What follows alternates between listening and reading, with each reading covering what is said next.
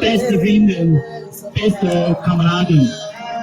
Ik ben Feilong uit Californië. De jongens zijn mijn vrienden en de kinderen zijn mijn vrienden. Daarom sta ik vandaag achter jullie. Nu sta ik in het Mandarins leger.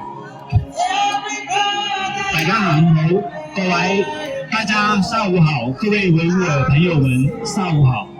今天很荣幸受邀与荷兰的名誉人士、异议人士一同参加今天的集会。正如前面江培坤说的，4·5事件的悲剧的源头是中共强迫维吾尔人离开家乡，南下从事廉价劳动，所以这并不是简单的汉族与维吾尔人的矛盾。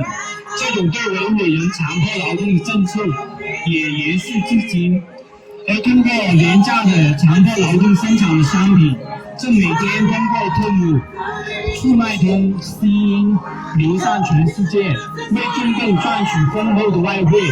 我们也呼吁大家抵制这些廉价倾销的商品。我想说，中国共产党是我们共同的敌人。为什么这么说？众所周知，中共活摘人体器官，首先针对的是法轮功学员，然后再到集中营里面的维吾尔人，最后连普通的老百姓也难逃中共的魔爪。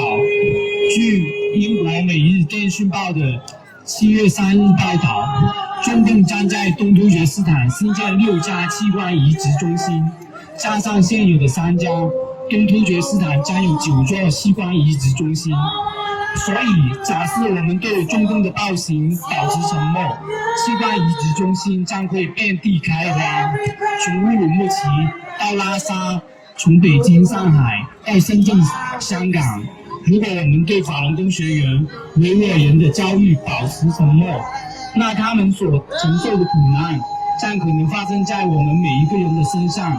这也是我们今天来到阿姆斯特丹与维吾尔人站在一起的原因。